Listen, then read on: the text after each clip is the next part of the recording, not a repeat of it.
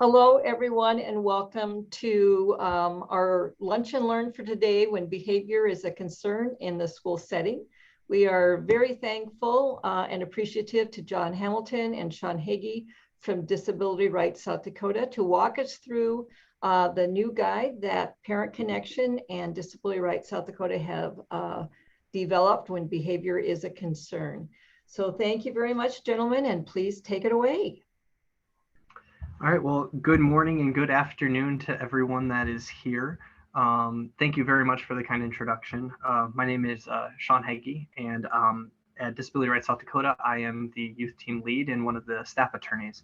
So typically I oversee a lot of our outreach and advocacy efforts for individuals with disabilities and dealing with behavior issues.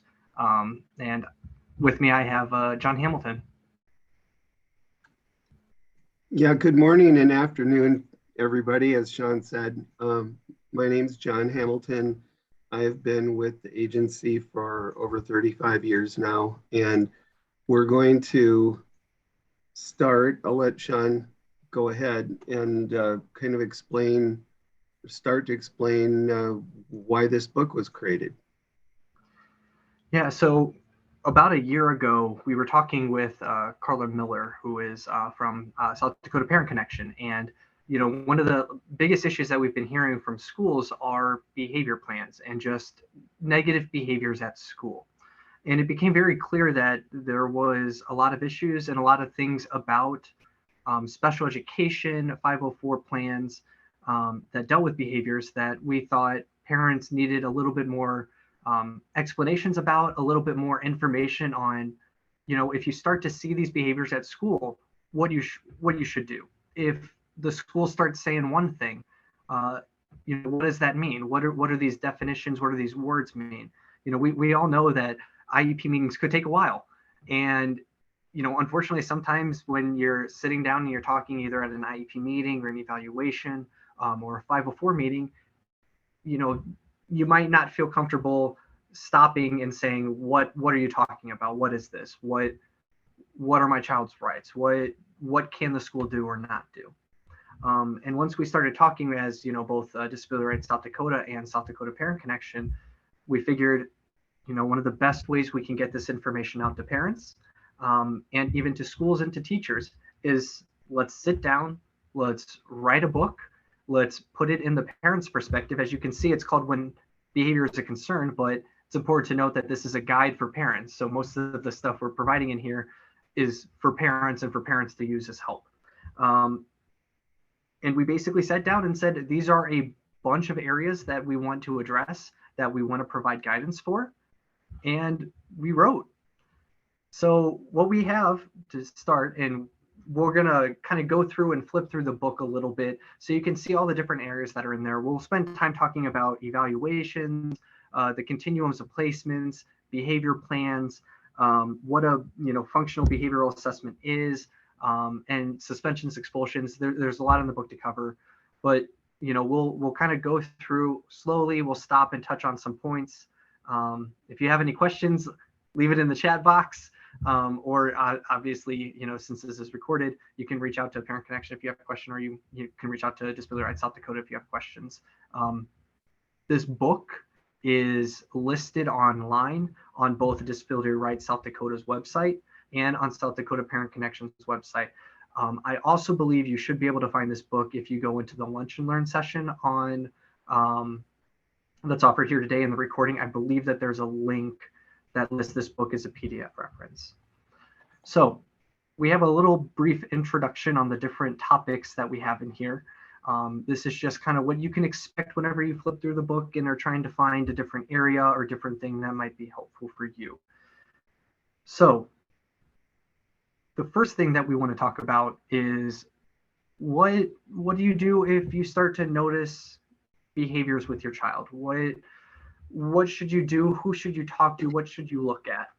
The first thing is always, if you're noticing behaviors and you don't think that these are, kind of typical behaviors that you might see in a, child aged around where your child's at, go talk to your doctor first. The first thing that you always just want to make sure you check off, and that's the safest, is make sure that there's not some type of medical issue that might be present, or some type of illness or some type of, whatever. It's just always best that if you're starting to see things that are different in your child, that is not, you don't think is normal or you don't think is appropriate for that age, talk to the doctor. Make sure that it's not something severe medically. It's always the safest bet. It's always the best bet. Talk to your doctor. The next thing to do is you want to kind of think about what's going on throughout your child's day.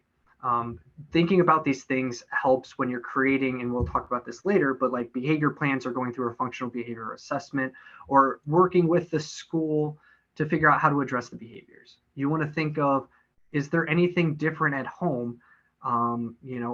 Is the time change different? As your parents, are you guys working different hours? Is, meal times coming at a different time that might be, making them hungry and act out before lunch? Is there, what's going on at home? What's going on at school? Is there any major changes in the child's life that might be impacting the behaviors? Sometimes if a family member or grandparent or something like that passes away, you might see a little increase in behaviors at school. Doesn't necessarily mean that it's disability related, but you want to think about these things to see what's causing the behavior and how can we address it and how can we help the child. Similarly, I mentioned it a little bit, but when does the behavior occur? Time of day? Is it a specific class? Is it a specific teacher? Is it right before lunch, right after recess? Is it right in the morning? Finding out the time of the day, it might be as simple as medication changes. Some medications might be wearing off, others might be starting to kick in. Is it, overstimulation from recess and unstructured time? Basically, you just, when you're looking at behaviors and you're trying to figure out a plan to address the behaviors, you need to think about everything that is going on in your child's day, times that it's occurring, what the behaviors look like, and what might be the cause of the behaviors. Now, it's worth noting too, is when you're looking at this stuff, try to document, ask the school, when are these behaviors occurring and what's happening, and what might be causing them, and just kind of document when it's going on. Now, once you are working with your child and you think that this isn't typical for their age and that it might be something more, that it might be disability related, school districts have an obligation for child find, which means finding children that might have disabilities that could potentially be served on an IEP. What you want to do at that point is talk to the school about potentially evaluating your child for special education services. And what I'll do is we have a little section on evaluations. I'll let John kind of cover what evaluations look like and what they are. I think when we talk about behavior plans, we're going to talk a little bit more about the causes in that. So I was going to add something there, but in looking at evaluations, like Sean said, schools have a responsibility mandate under the law to find all children who may need special education services. And that starts with the evaluation or the initial evaluation. And so when behaviors are part of it, the evaluations, let me put it this way. For some children, it may include a few different assessments, like an ability, an IQ test. It may be an achievement test. Those are typically done for all students. And then depending on the child's needs, there could be evaluations in different related services like physical therapy, occupational therapy, speech and language therapy, etc. But in the area of behavior, it's evaluated a little bit differently by use of behavior checklists. And there's different evaluations that are used for that have these checklists. And so typically parents will get one, a teacher will get one, or maybe two teachers will get one. It kind of depends on the situation.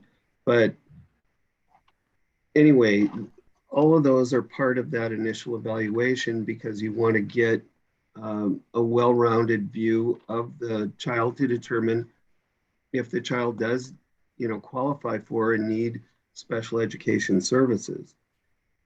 Another thing as well that's part of the evaluation when you're looking specifically at behaviors is what's called a functional behavioral assessment. And that's a type of evaluation where, and Sean has it up on the screen right now,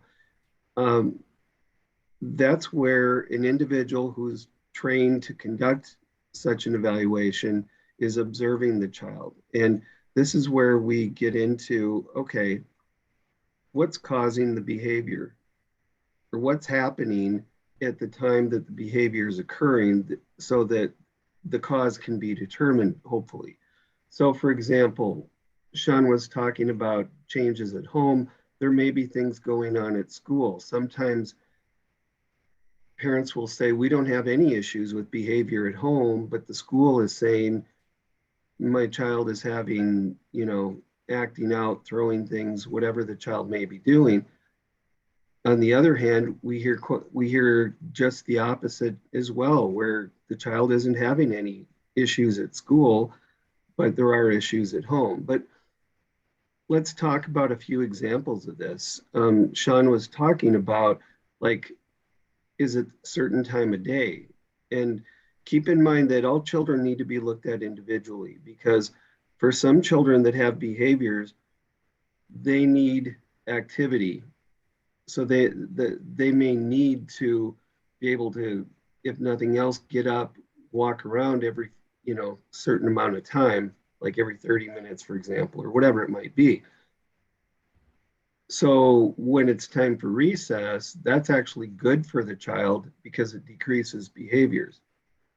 Other children, it may have the opposite effect where that non-structured time actually increases behaviors. So again, every child needs to be looked at individually.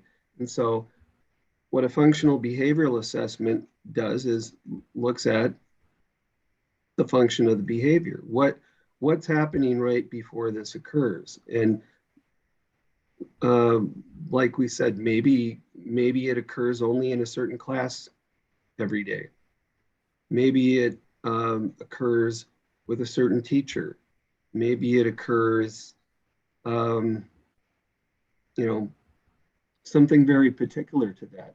Maybe there are certain children in a class that are bullying that child, and the child is acting out. Maybe there's a conflict between the teacher and the student, and that causes the behaviors.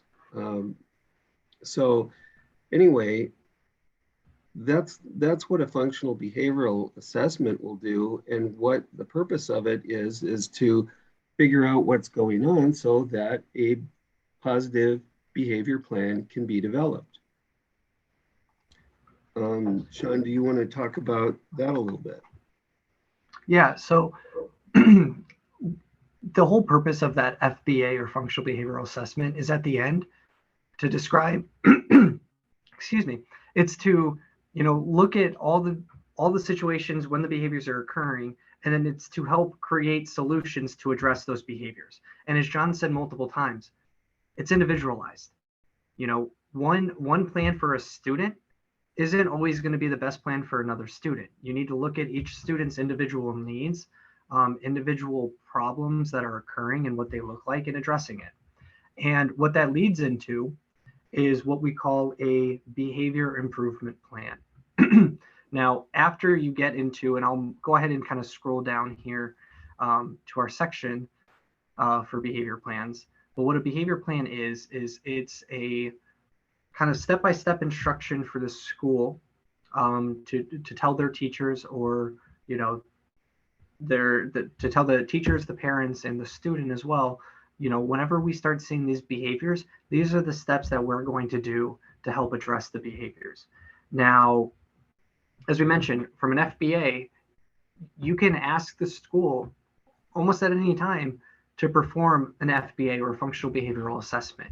It's a really good thing to talk to the school about and say, if behaviors are impeding learning, have we looked at doing an FBA to help address those issues? There's a lot of times that I think, John would agree that, a functional behavioral assessment is kind of a second afterthought. Like they, for whatever reason, either schools or parents might not think about doing an FBA or do an FBA, or the FBA that they do is basically like just confirming that there's a bad behavior and not really, going too far into details.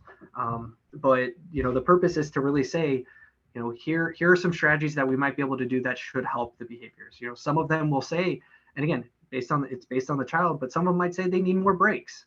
As an accommodation, or that, they might need some, like when they're, they have sensory overload and they're just, there's too much going around them and the child doesn't know what to do or handle it. They might need some type of like gadget or device that they can manipulate in their hand to help alleviate stress. It can help determine if it's work avoidance or not. And whenever you have all that information from the FBA, or if you're able to just, get that information at the IEP meeting, speaking with the school, what you can do is you can create this behavior plan.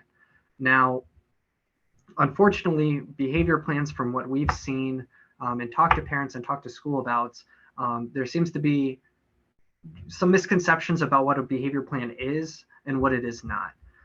The whole purpose of the behavior plan is that it should be positive reinforcements and positive for the child in reducing or eliminating problem behaviors. The purpose of a behavior plan should not be, if they disrupt class 3 times, then they get a suspension. Or, for non-disabled students or students that aren't on an IEP, if they, refuse to do their work, they get ISS, 1 time. Or, and what we're going to do now is on this behavior plan is, rather than saying, you get 1 strike, you get 4. That doesn't really address the behavior. All it's doing is saying we're not fixing the behavior or teaching positive strategies to deal with these emotions or other things. We're just saying we're going to postpone discipline. Again, the purpose of a behavior plan is not to discipline the child, and it should not be to discipline the child. It's to get both the school and the parents and the child on board and say, we see this issue. We see that it's work avoidance. If it is work avoidance, we see that we give him math and the child doesn't want to do math. So what do? Let's think of strategies. You can sit down an IEP team and say, hey, this child really likes this activity. So let's say you work, on the positive behavior intervention plan. Let's say child refuses to do math. Give them a few options, such as, once you complete 5 work problems, you get to play with your toy train that you really enjoy. Give them incentives to, whenever you do something that is not a preferred activity, you get a preferred activity. And it builds that positive reinforcement. When I'm doing something that I don't like, something good will happen. So rather than, throwing stuff off the table and putting your head down, it's incentivizing them. It's wanting them to, the child's learning, like, these are the things that I want to do. On top of that, it's, for those situations, whenever there's a lot of things occurring around you in the room, and you're just becoming overwhelmed, teaching the child strategies about how to, self-calm down, picking up that stress ball and squeezing it, or picking up some activity, or doing heavy breathing, like, taking time in the IEP to teach those type of things. And then in the behavior plan, reminding the student about those other techniques that they can use, that are, reflecting positive behaviors when they're overwhelmed. And then if they do it, rewarding them for doing those activities. A lot of times this stuff, though, it's, the behavior plans take time. Behaviors don't get solved overnight. You're not going to find one strategy and then it just poof, everything's good, everything's grand, there's no more issues. A lot of it is trial and error. A lot of it is, determining what it is that the behavior is, how you're going to address it, and then modeling for the child what those positive behaviors look like, things that they can do. You would be shocked at how many times just, when working on just practicing asking for a break, if you're getting overwhelmed, just the ability of practicing that over and over, you'll eventually see the child start asking for breaks when they get those feelings. But if you just say, ask for a break when you're overwhelmed, and that's never been practiced, it's never been done, and you just expect the child to out of nowhere walk up and ask for a break. You have to model, you have to practice it. It's just one of those things where, the whole goal and purpose of the behavior plan is to get everybody on the same team, saying we want these behaviors to be addressed. Obviously, parents want behaviors addressed. Nobody wants their child to be throwing things at home or at them or punching walls. Schools and teachers want the behaviors addressed because they don't want to be, have objects thrown at them or to be cursed out or anything like that. Everybody has the same goal, is to address these behaviors before children leave school and potentially get in trouble for them outside of school. It's the same goal, sitting down and working together to come up with that. John, do you have anything that you want to add for behavior points and what you've seen? Well, what gets really important is the older the child gets, the more teachers the child will have. In other words, in the elementary school, there's, maybe one main teacher, maybe, a few. Then you get to middle school and you have a different teacher for every class. High school, kind of this, the same thing. And where it gets important is that everybody needs to be on board and understand the behavior plan so that it's being implemented consistently. Because I think that's probably a main failing of behavior plans is, well, I'm sure everyone has heard of situations where maybe it's the behavior plan is discussed at an IEP meeting and half the teachers didn't even know there was one. So it's very important that there's that follow through and teamwork in terms of implementation. So everyone is, working the plan the same way. It's very vital. I don't know, that was the main thing I was wanting to add about that. Yeah, and it is definitely more difficult, like you said, in middle school and high school, because you're typically your schedule is different. You're having 7-8 different teachers that are there, and that's why when you're creating a behavior plan, you don't just want everyone to be on the same page, but you want it to be very clear what you're actually supposed to do to be addressing the issues. If your behavior plan is 2 sentences that just say give different options, and it's not very clear on what they're supposed to do, or what different options are, or how to address it whenever certain behaviors pop up, you're going to have 5 teachers doing different things. And that consistency is not going to help teach the child, what strategies or things are accepted at all.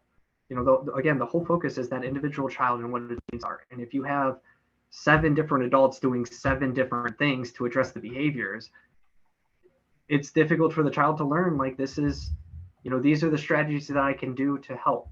And again, I think everybody understands that when you have behaviors, it's not going to be fixed within a couple days.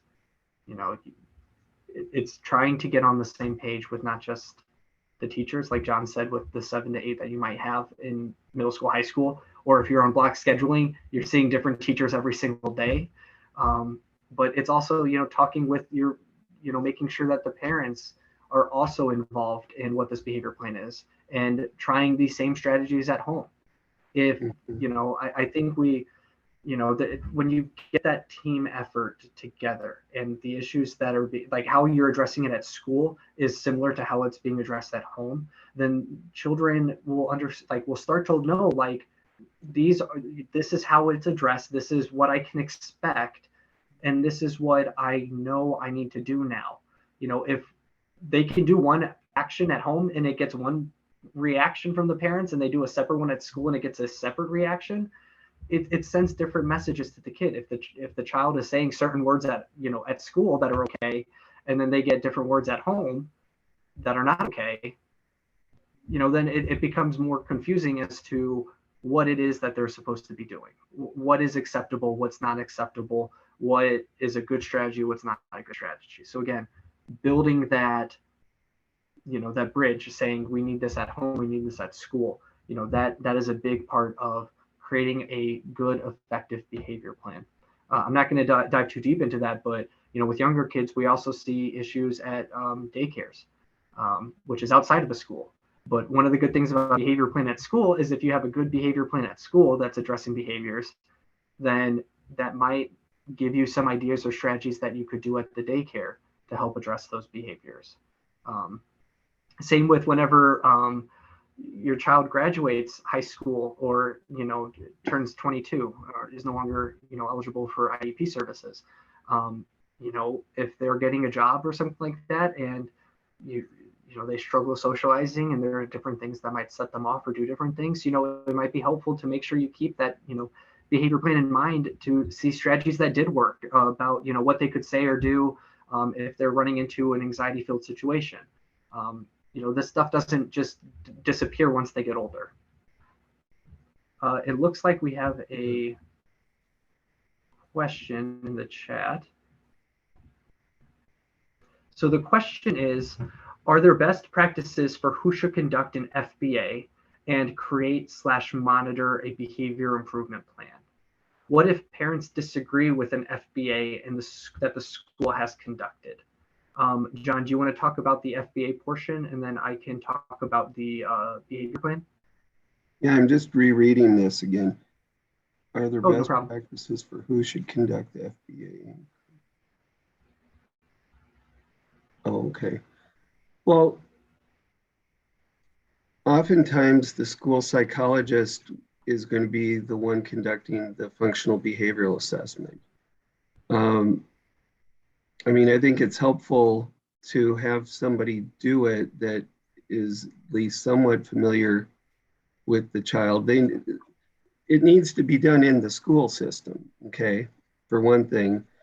It needs to be done by observation in different classes to, again, be determining what's triggering any behaviors that are occurring. And I don't know, and Sean, maybe you have some experience with that too, as far as if anyone else besides a school psychologist is conducting that. But it should be somebody who has experience in conducting the FBAs that recognizes triggers for behaviors. And then as far as who should create the behavior plan, that should be a team effort by the IEP team, because you're going to have input from different teachers on things that they've seen, maybe some things that they have done that have worked well,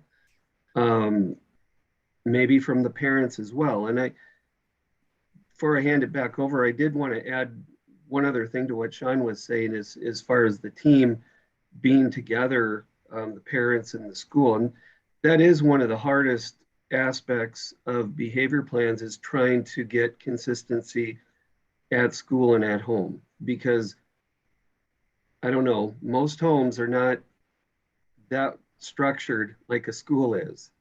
And you've got kids going off in different directions with their activities and parents' work schedules. And so it's almost something that needs extra effort, because I don't think parents, for the most part, are, if they're told, well, just do this and do this, they're not necessarily going to understand what all that means. It's working together and training the parents so that they are doing things consistently. Not just tell them to do this and expect that they're going to know what you mean and what to do. Okay, now I'll hand it back over to Sean. No, I completely agree, John. It's, it's so easy for us to sit here and say these are the best ideals that you can have, but, theory is often different than practice. And, we might make it sound easy, but it's not. It takes a lot of effort from both the school and the parents to get that consistency and trust and plan in place that everyone feels, can help this child. Regarding the monitoring or creating a behavior improvement plan, it's the IEP team. It's getting together, the parents, the school staff, a behavior specialist if there's one on staff's very helpful because they can help if they've, done the functional behavioral assessment previously with the child, and, you're seeing new behaviors pop up. Their input's really good because they can help talk to some of the gen ed teachers or the special education teachers about different strategies they can implement that can help the behaviors that they're finding. One thing that's important to note, though, is, there's really, we've said it before, everything is individualized. There's no such thing as like the golden behavior plan where you're going to, one of them trumps all and it's going to be fantastic. They take time to get right. And if it's not working, it's okay to meet and change it. We would suggest, again, when you change and you're getting everyone on the same page and you're trying new strategies to address behaviors and trying new, options or, different, de-stressing techniques, giving it a 1 week go and then saying, well, this isn't working is probably not enough time. The child needs time to practice and get, trying these new techniques out. School personnel need time to, do it on their own end, practice how they are responding and making sure that they're doing it the way that it's laid out in the behavior plan. It takes a couple of months to tell, if a plan's working or not. But if it becomes very clear that, the current plan as written that you guys are doing isn't working out and the behaviors are, not improving or getting worse, it is completely fine to call an IEP meeting and sit down and say, this isn't working. What new strategies can we do to try to address it? Are the behaviors changing? Are they getting worse? Are they the same? Are they just taking parts at different days? It is more than okay to sit down and say, we need to make a change. And maybe another functional behavioral assessment needs to be done after a period of time if what's being done isn't working. I don't know if you agree with that, but I mean, behavior has a purpose. I mean, when a child has negative behaviors, there's a reason behind it. The child is communicating in a way that isn't appropriate through the behaviors, and it may not be immediately apparent through maybe the first functional behavioral assessment as to why they're occurring. It may take more time to figure that out as well. I completely agree, John. A lot of behaviors are, a form of communication, whether that's, knocking work off the table, that's them, that my child saying, I don't want to work on this problem, throwing a ball or something. It might be work avoidance. It might be attention, wanting someone to come over and talk to them, getting on the ground and, spinning around or, running around a room. It could be excess energy that, the child feels that they need to burn off and can't properly communicate that. I completely agree. Every negative behavior that you see typically is the child trying to communicate something. And part of the goal of that FBA is figuring out what is the child trying to say? What is the child trying to convey from these behaviors? So we talked about behavior plans for a little bit. One of the things that we wanted to mention in here is we have this little portion. It's when the school calls, because this is something we get asked a lot, and it's a tough situation. Your child might be acting out in school and causing a lot of, disruptions or physical aggressions towards other kids. And the school might call the parent and say, your child's really misbehaving. We think it would be best for you to pick them up. And, a lot of times a parent, not every parent's a stay-at-home parent. Not every parent, there's a lot of parents that work. There's a lot of parents that have job responsibilities and stuff during the day. And unfortunately, not every workplace is fine with parents taking off work to go pick up their child. It can cause parents to lose their jobs. It can cause, difficult work environments if, you're constantly having to leave to go pick up your child. So one of the things that we typically hear is, the school keeps calling me to pick up my kid. What should I do? Now, we added this little portion in here to tell parents, if they're calling, there are some times when you need to pick up your child. And then there are other times when, you want to make it clear to the school, that just picking up the child is not addressing the behaviors. It very well could be that the behaviors are the child knowing if I push it this far, I get to go home. So let me keep pushing it this far so I just get to go home. And honestly, you want to avoid that, because as soon as a child learns, oh, throwing my chair at the teacher gets me to go home on a day that they just don't want to be at school, guess what action they're going to start doing? You know, it's one of those, again, learned behaviors. It's, you know, if I do this and I get something that I really, really want, I'm going to do it again. If the child really, really wants to go home and they know attacking the teacher or attacking other students is going to get them sent home, and they learn that very quickly, you're going to see an escalation in behaviors. So what we did is we created this chart to help parents understand it's okay to say no, but there are times when you need to. You know, the first question a parent should ask when they get a phone call and says, we need you to pick up your child, is to ask, you know, is my child hurt or sick? You know, if your child's hurt or sick and they can't go to class and, you know, you're worried about them spreading it to other kids, you know, they have a fever, might be throwing up or something like that, or, you know, a broken bone. You know, I think there's a lot of kids that will be playing on the playground and might fall down and break their elbow or break their collarbone, or so injuries happen. But if they're hurt or they're injured, go pick them up. You know, ask the school, are they hurt or injured? If they say yes, go pick them up. If they're not hurt or injured, ask them a follow-up question. Are you suspending my child? You know, if they're suspending your child and they say, yes, it's an out of school suspension, then you need to go pick them up. You want to make sure, though, that the school documents it as an out of school suspension.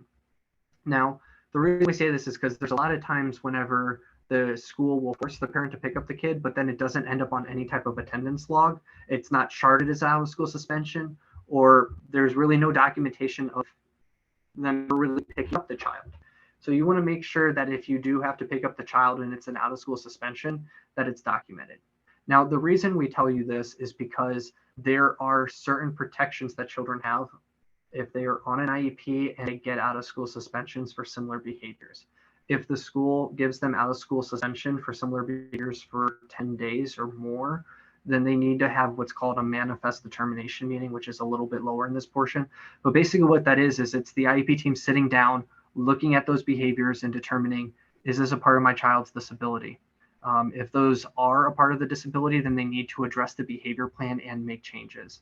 A lot of times, though, you see that manifest determination meeting happening when a child is given like a, not a broken up periodic suspensions, but you mostly see schools doing that after like a continuous suspension of longer than 10 days. If it's a long-term suspension of like a month or a possible expulsion, that's when you get it. But here, it's important to document that the school is asking you to pick up, so that way it shows that these are behaviors that are occurring, and that, you know, like we mentioned before, the current behavior plan might not be working and it needs to be changed.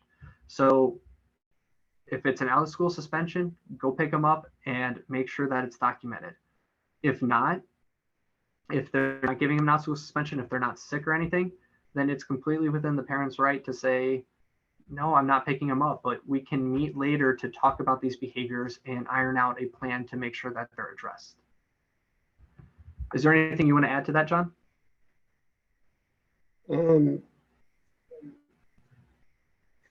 Well, I mean, another aspect of the discipline process in IDEA is fairly complicated. And so later in the book, I'm kind of jumping ahead to what's later in the book, but I'm not intending to, but unless you want me to at this point.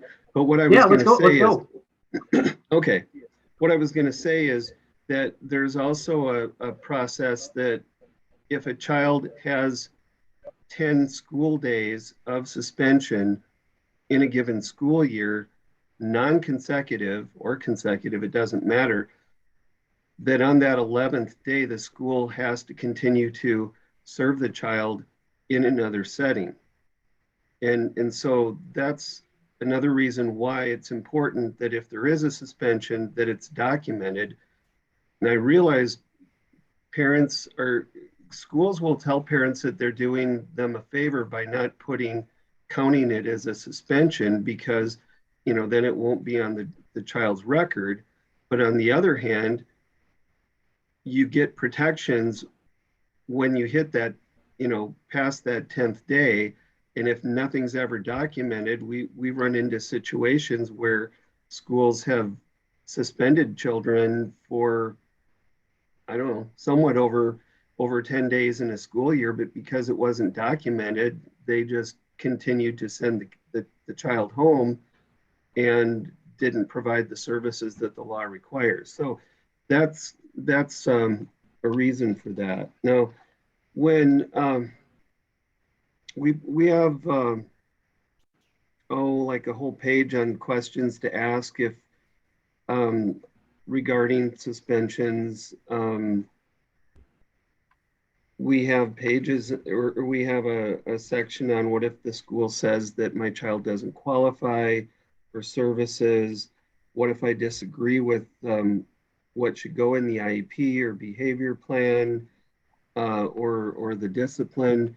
And those all lead up to the pages then on suspensions. And so what we did in here was, because the term 10 days comes up regularly in this area, and it doesn't necessarily mean the same thing. It depends on which regulation you're looking at and what they're referring to as far as is 10 days. Is it 10 calendar days, 10 school days? So it's important to know the difference there, because it 10 calendar days is 10 days, 10 school days, you're talking about 2 weeks. And then, because the discipline area is difficult to navigate, we took charts out of the book that we had created back in 2007, What Parents Should Know About Special Education in South Dakota. And we put the charts in here of 4 different charts, one on short-term suspensions, and then it basically walks through kind of like that chart Sean was showing you with the yes or no questions. So if this happens, then the arrows go, whatever direction. Now this first one is pretty straightforward, but then you get into long-term suspensions. So the next chart is for more than 10 consecutive days. And so what you see in there is arrows going off to the side and different options depending on what the answers are. And that's where you get into questions to, on the next page is on that manifestation determination, because the whole purpose is that of the law in this area is that you don't punish a child for having a disability. So yeah, the child can be suspended like any other child up to a period of time, but if the behavior is a result of the disability, then you're limited to those 10 days. And at that point, the team needs to get back together and basically look at that behavior plan, do another functional behavioral assessment if one hasn't been done recently, and basically figure it out, because the child is coming back to school after that 10th day, and the team needs to be together on how they're going to work with the child. The next chart deals with... John, do you mind if I jump in real quick though? Yeah. Okay. No. So, so one thing I just kind of want to make note is, when we're talking about manifest determination meetings and the functional behavioral assessment, sometimes you'll hear a school say, well, they haven't been suspended for more than 10 days, so we don't have to do a functional behavioral assessment. You can do a functional behavioral assessment at any time. You don't have to wait until they're suspended a certain number of days. You don't have to wait until anything. You can always ask the school to perform a functional behavioral assessment. So if you hear, well, they haven't been suspended enough days, there's no requirement. All this states is that after that 10th day, they must do one. It doesn't say that's the only time. It just says after that 10th day, they must do an FBA, functional behavioral assessment, and they must look at the behavior plan. Just wanted to chime that in, John. Yeah. I think it says unless they had just done one, but yeah. Yeah. It basically says you have to do this. You have to look at the FBA and the behavior plan at this time. But there's nothing that says they can't do it beforehand, like Sean said. The next chart deals with special circumstances and how that goes. And special circumstances are if a student has a weapon, possesses or uses illegal drugs, or attempts to sell a controlled substance, or has inflicted serious bodily injury on another at school, on school premises, or at a school function. And it's not the threat of serious bodily injury. I just want to point that out. It's the actually inflicted for the special circumstances chart to come into play. And then the final chart is an appeal chart. And basically, when you're dealing with the behavior regulations or the administrative rules, different aspects of it can be challenged by the parent or by the school. I mean, a school can bring a hearing if it believes that even though the behavior was a manifestation of the disability, and so the child has to return to school, if the school believes that having the child at school is a danger to the child's self or others, the school can seek to nonetheless have the child placed by filing for a due process hearing. On the other hand, if parents disagree with the manifestation determination, if the child is being placed in an alternative setting, the parent can challenge the appropriateness of the setting. Anyway, different aspects of the discipline process can be appealed through basically through a due process hearing. And so that's what this final chart discusses. I wanted to mention a couple more things, and then I think Sean wanted to talk about Section 504 a little bit. We kind of talk about, well, one of the things that's in here is what if I'm told that my child has to get a risk assessment or a threat assessment? And what is that?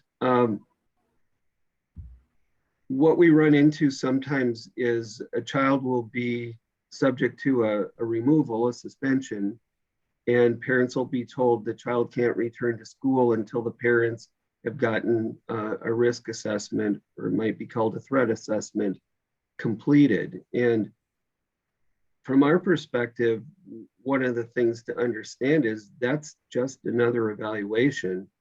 And if the school is wanting to have that done, the school should be the one setting that up and getting it conducted.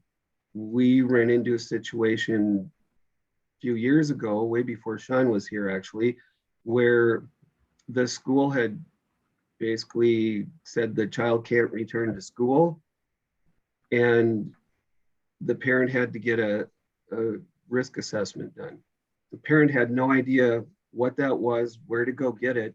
Child sat at home from October till the end of January before the school finally said, oh, well, we'll get one scheduled. And so that's why we say that, you know, the school's desire for this, it's just another evaluation, and schools are responsible for evaluating children with disabilities. Second is that sometimes there's a misconception that, well, if the school says the child can't return until there's a risk assessment done, that just stops the timelines. And so the child can remain at home indefinitely until that's done. And that isn't the case. It doesn't stop any of the timelines. So, for example, if the parent, the child, are wanting to appeal a suspension to the school board, that doesn't stop the timeline for that occurring. If, oh, I was going to say something else, now I don't remember. If there's it doesn't stop the timelines for manifestation determination. It doesn't stop if there's a proposed long-term suspension, it doesn't stop when that starts. Basically, it doesn't stop any timeline. And so that needs to be understood as well. I think that was about all I was going to mention on that. And then we just mentioned a couple other things that we've seen, and that is, on occasion, we've seen schools that basically disregard the law that's there that says that if you're going to remove a child, you have to suspend them. And maybe that's logical or common sense. Well, of course they would, but we run into situations where schools have basically said, don't come back to school, but they never formally suspended the child. And so the child just sat at home for an extended period of time with no due process rights. And so we put that in there because that's something to watch out for. And now this didn't have anything to do with behaviors, but I thought it was important to put it in there.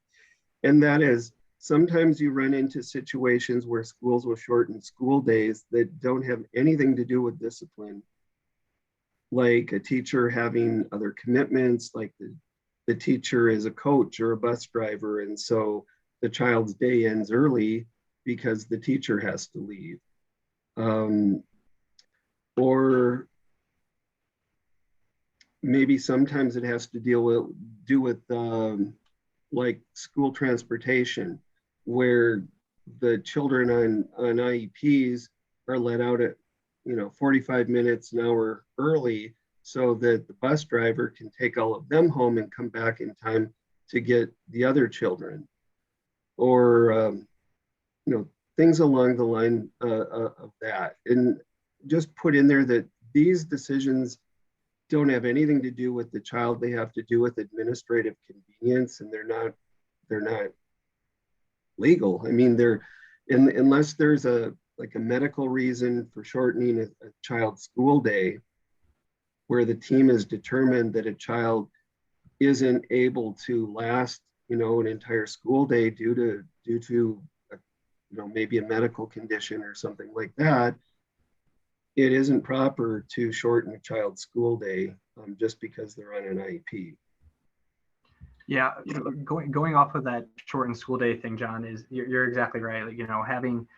Having a doctor, a lot of times when the IEP team gets together and determines a school day, a lot of that has doctor's input. We see that sometimes with cancer patients when they're undergoing chemo, that they can only be really engaged for 4 or 5 hours before they are just absolutely drained, energy wise, and they can't go longer. And in those times, you'd want to shorten the day. For non-disciplinary reasons, there are sometimes when, a child might start having behaviors at the end of the day, and the school will say, let's shorten that school day. They're having behaviors at the last 45 minutes, so let's just cut off the last 45 minutes. As an IEP team, what you really need to consider, kind of like what we talked about with, just sending the kids home with bad behaviors, is, are you actually addressing that behavior? Are you actually teaching the child, if they're struggling with art class at the end of the day, or if they're struggling with math class and you think it's a math thing and it's not a fatigue, is that actually helping the child learn positive behavior management? Or is it helping teach avoidance, where we're removing them from the issue and they don't actually learn how to address it? They just get removed from it and don't learn anything. Really look at the child's individual needs. Look at, are you doing what's being done at the end of the day to improve behaviors, and looking, is there any medical reason why the child can't go for the entire day? Basically, if for some reason the IEP team is discussing a shortened school day, really look at whether or not this is helping the child and it's teaching appropriate behaviors, or if it's just going to be used to avoid any issues. Because again, avoidance is not teaching and is not helping that child when they graduate, because you can't always avoid those things in the real world. And we don't want that type of thing for shortened school day. One of the things I want to add too, we kind of covered all the, some of the major parts. There's a lot of other stuff. I mean, there's a little under 30 pages in this book, 25 pages plus some some glossary of terms, some different handouts, some contact sheets. There's a lot that's in this book, but the last thing that I just kind of want to touch upon real quick is what's called the Continuum of Placements. We kind of gave a highlight on it. This is something that I think is important to touch on. Let me see if I can pull it up here. Should be a chart, right? I think I went past it. It's on page Here we 10. go. Yep, got it. So with behaviors or with educational or curriculum needs, a lot of times you might in the IEP discuss the placement of the child. Now, you might be familiar with some of these. The general classroom, which is when you're spending about 80 to 100% of the time with non-disabled peers. Resource room is when you're spending somewhere between 40 and 80% with your non-disabled peers. You might be getting pull-out services and getting some assistance and special education services in the resource room for half of your day. Self-contained classrooms when you're spending very little time with your non-disabled peers and mostly in a room with other individuals with disabilities. This is when you're spending more than 60% of your school day in your own kind of self-contained classroom.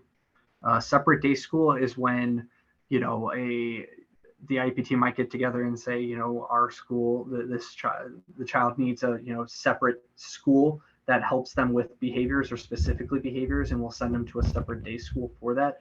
Or residential facility, which is what it sounds like, a facility that helps teach education to students, but is also a residential placement for them. One of the things that we want to reiterate is the changing the placement is an IEP team decision. There's been a couple of times where we've heard from parents where if they're talking about a residential facility or separate day school, that they, for some reason, it could be like a miscommunication or it's just not made, they're not informed about it, is that they'll think that, when they go to a different school, whether that's a separate day school or residential facility, that's a open enrollment, that at any time the parent can just say, no, let's send them back to the classroom. Let's send them back to the general education classroom. And that's not what one of these placements is. One of these placements are the IEP team, which includes the parent, determining that this is the least restrictive environment for the child. So again, heads up to parents and for staff or school districts or whatever that's here, is somewhere along the lines there is some miscommunication that's going on where parents aren't realizing that whenever you change the placement, that's now the place that services are going to be. It's not you can just remove them at any time and come back, because you have to go through the IEP. So the parents don't have sole ability to just remove the child from those placements and set them back into like the general classroom or the resource room. Those are IEP decisions. And before you change the placement, you have to be having the conversations about what these placements, the negative impact that these placements will have on the child. And that needs to be a part of that conversation. Is this is a part of the IEP team. This is a part of the IEP decision that, if something, after the first week or two, if you don't like it, that's their placement. That's, the IEP team has to come together and agree that they need a less restrictive placement than what was agreed to in the last IEP.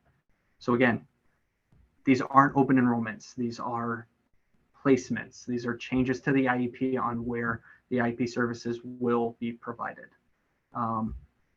We got maybe a couple minutes left.